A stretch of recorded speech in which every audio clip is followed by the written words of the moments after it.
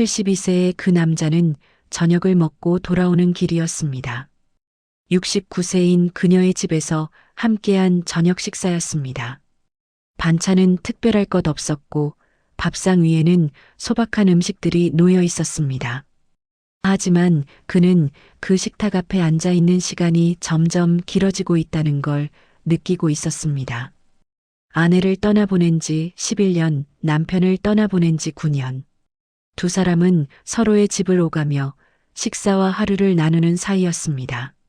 관계는 깊었지만 동거나 재혼 이야기는 한 번도 꺼내지 않은 상태였습니다. 그런데 이상하게도 최근 들어 그는 헤어지는 시간이 점점 아쉬워지고 있었습니다. 예전 같았으면 밥을 먹고 차 한 잔 마신 뒤 곧바로 일어났을 것입니다. 하지만 요즘은 괜히 시간을 끌었습니다. 텔레비전을 한 번 더 켜고 뉴스가 끝날 때까지 앉아 있다가 시계를 한 번 더 보고 나서야 일어났습니다. 그렇게 조금이라도 더 함께 있고 싶어 하는 자신을 발견할 때마다 그는 복잡한 감정에 휩싸였습니다. 문 앞에서 신발을 신을 때 그녀가 말했습니다. 오늘은 좀 늦네요. 그 말에 그는 웃으며 답했습니다. 그러게요. 요즘은 집에 가는 게 조금 아쉬워서요. 그 말이 농담처럼 들렸을 수도 있었지만 둘 다 그 안에 담긴 뜻을 알고 있었습니다. 함께 있는 시간이 익숙해졌다는 것, 그리고 그 익숙함이 조심스러울 만큼 깊어졌다는 것을 말입니다. 그날 밤 그는 혼자 집에 돌아와 불을 켜지 않은 채 소파에 앉았습니다. 집안은 조용했고 그 조용함이 전보다 낯설게 느껴졌습니다. 함께 있는 게 좋아졌다는 사실이 혼자 있는 시간을 더 선명하게 만들고 있었습니다. 그는 천천히 거실을 둘러보았습니다. 11년 전 아내가 떠난 후 이 집은 그대로였습니다. 가구의 위치도 벽에 걸린 액자도 부엌 찬장 안의 그릇들도 그대로였습니다. 처음 몇 년은 그 모든 것이 아내를 떠올리게 했습니다. 하지만 시간이 흐르면서 그것들은 점점 그저 집의 일부가 되어갔습니다. 이제 이 공간은 아내와의 추억이자 동시에 혼자가 된 후 그가 스스로를 지켜낸 장소였습니다. 이 집에서 그는 슬픔을 견뎠고 외로움과 타협했으며 다시 하루하루를 살아내는 법을 배웠습니다. 그런데 최근 들어 그 견고했던 일상에 균열이 생기기 시작했습니다. 그녀와 함께 있는 시간이 길어지면서 혼자 있는 시간이 예전만큼 평온하지 않았습니다. 그는 자신도 모르게 그녀의 집에서 보낸 시간을 되새기고 있었습니다. 그녀가 웃을 때의 모습, 차를 따르는 손놀림, 뉴스를 보며 중얼거리는 습관들이 머릿속을 맴돌았습니다. 며칠 뒤 그녀가 먼저 말을 꺼냈습니다. 마트에서 장을 보고 돌아오는 길이었습니다.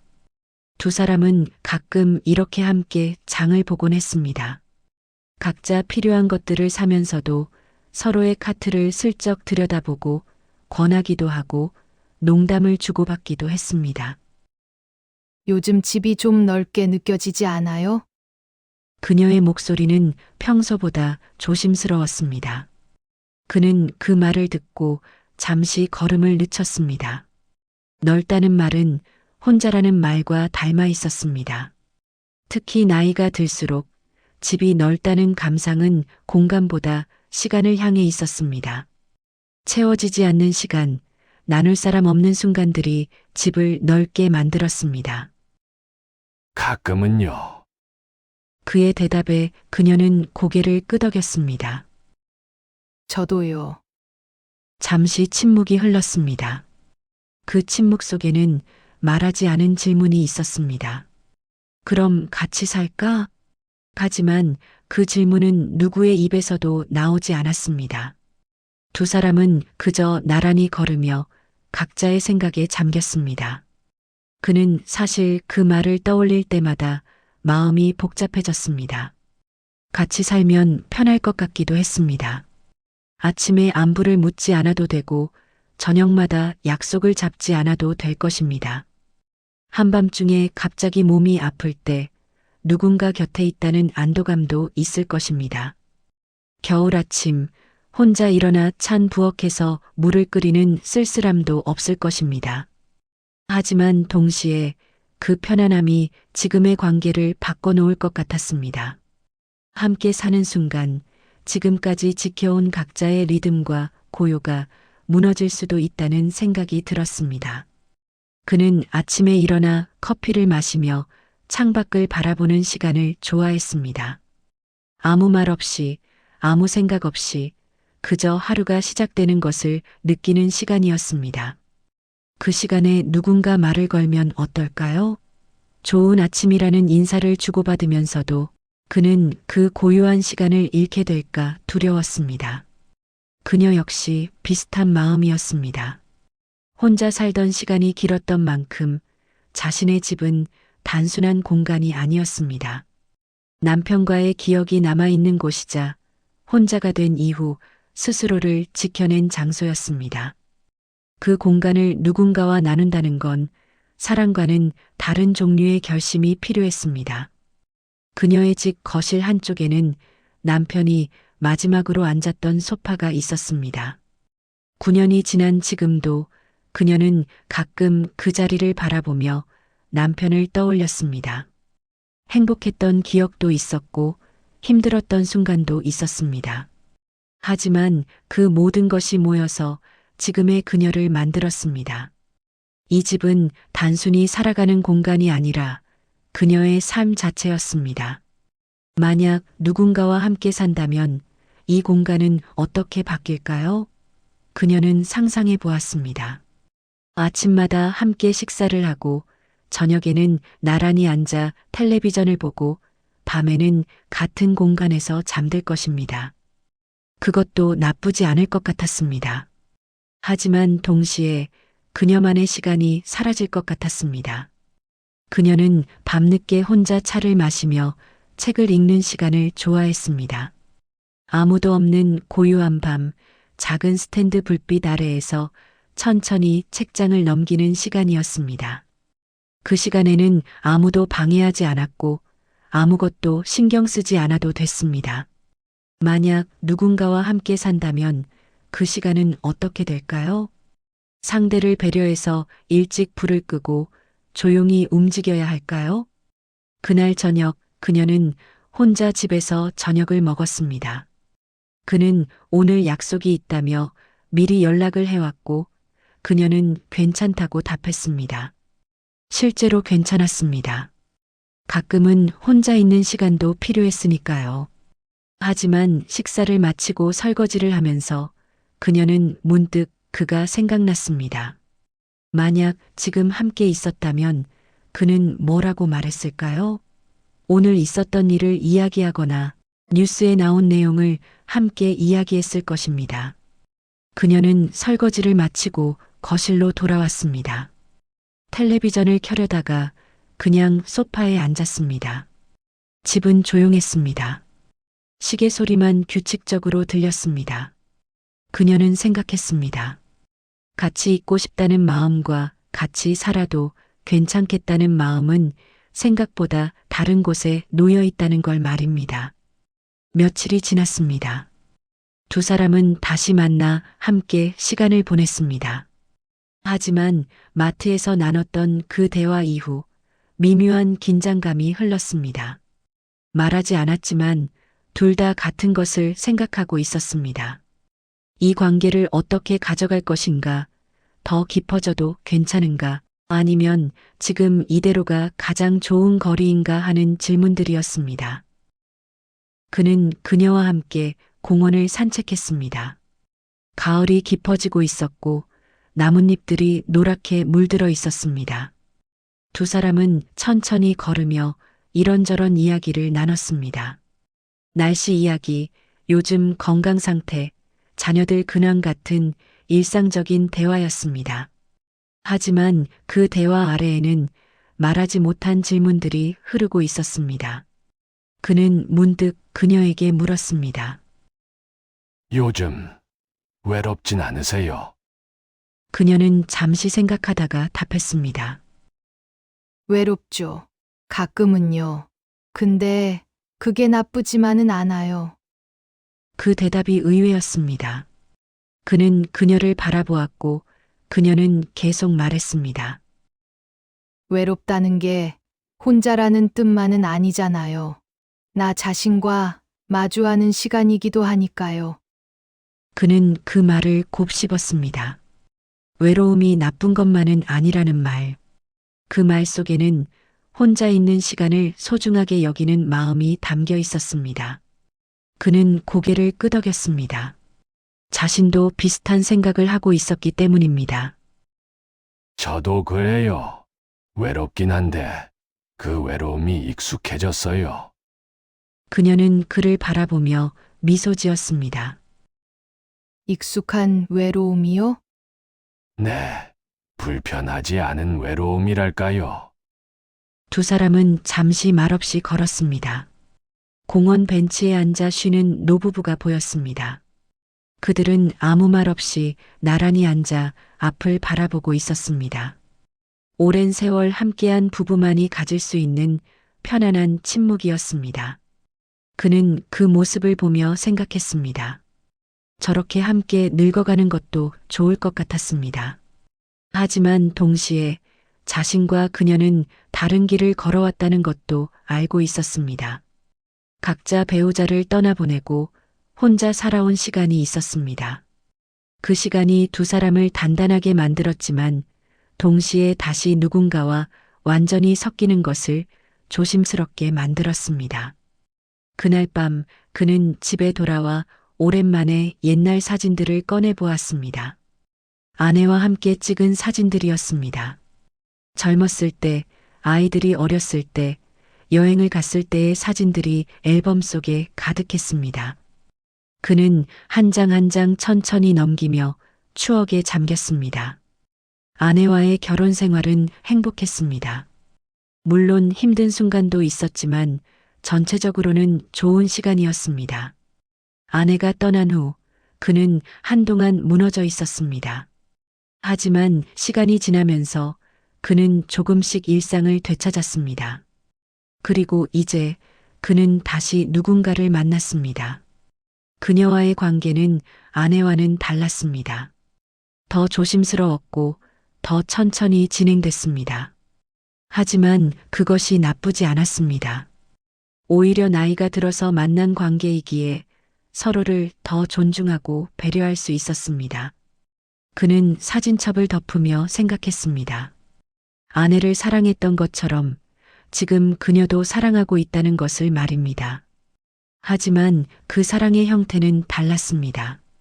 젊었을 때의 사랑이 뜨겁고 열정적이었다면 지금의 사랑은 따뜻하고 조용했습니다. 함께 있어도 좋고 떨어져 있어도 괜찮은 그런 사랑이었습니다.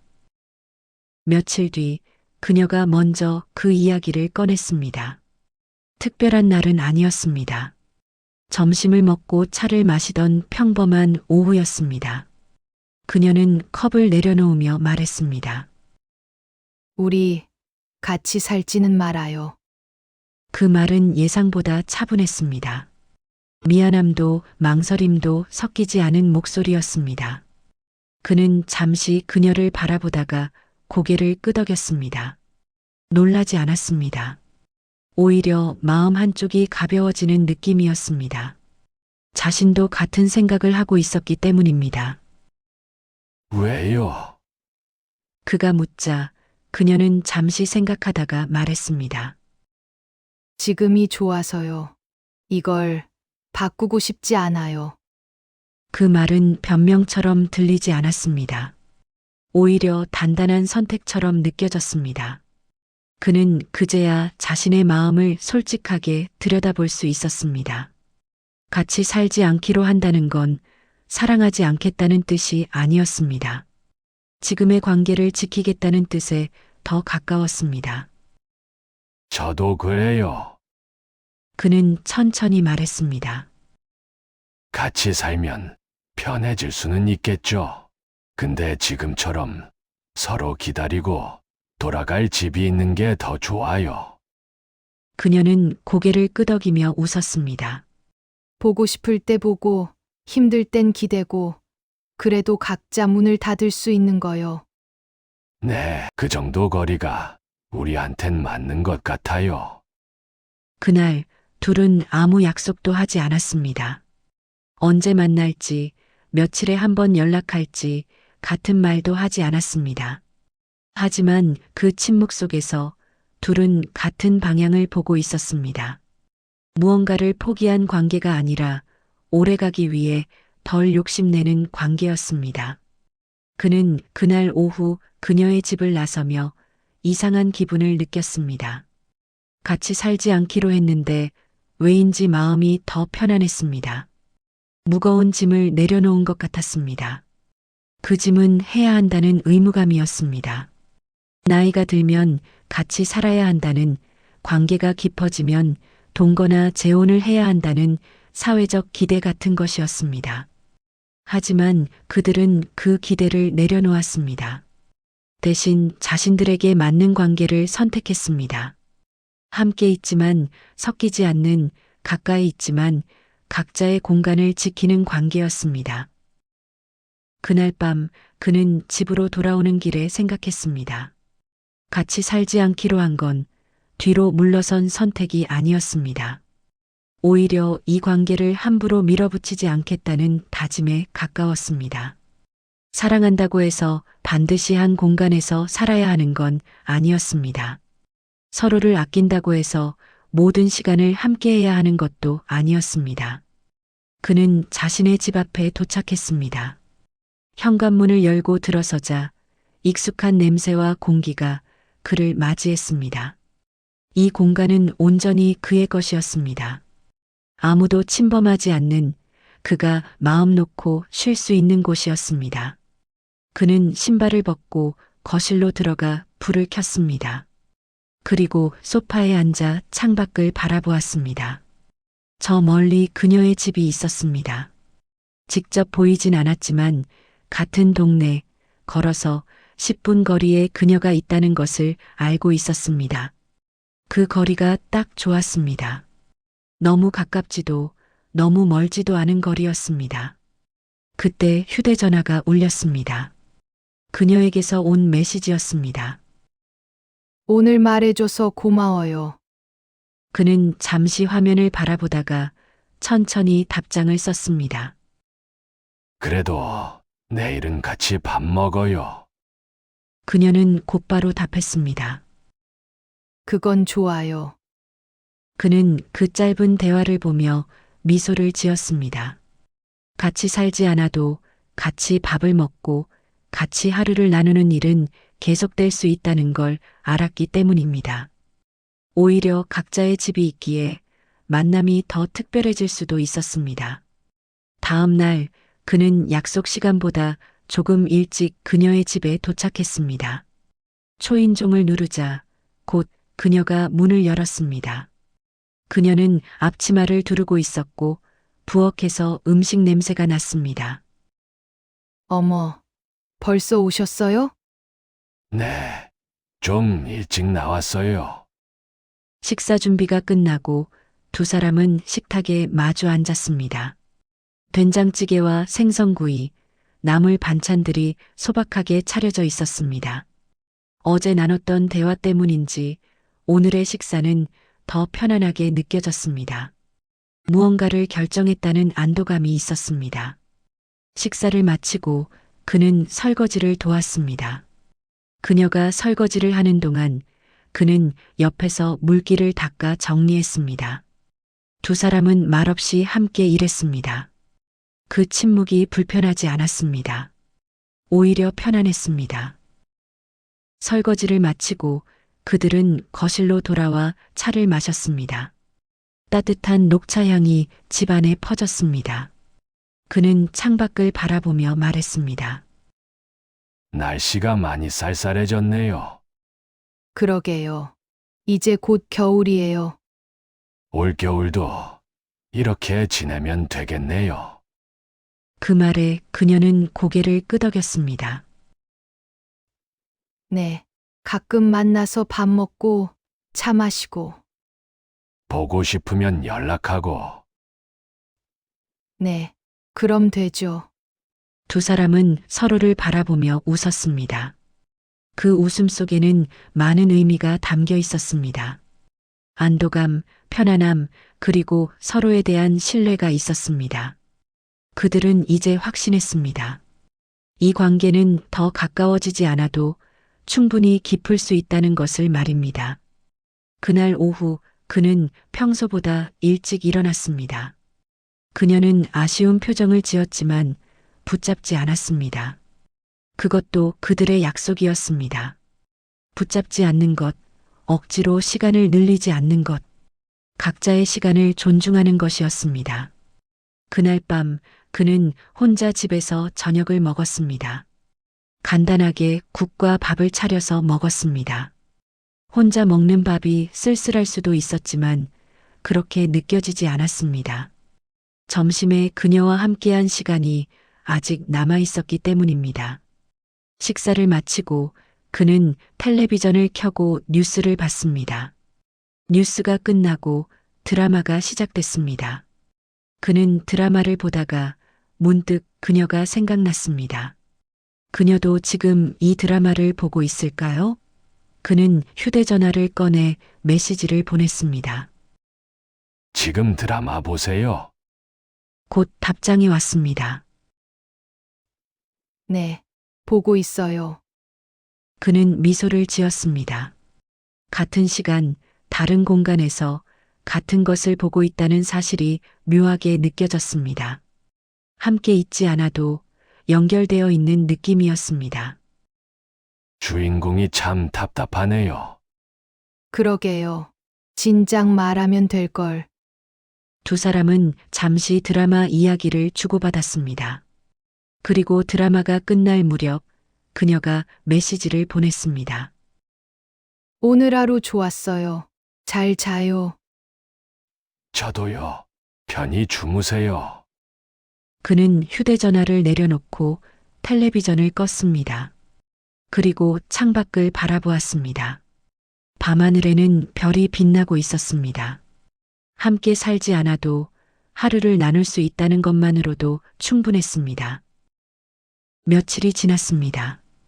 그들은 다시 만났고 또 헤어졌습니다.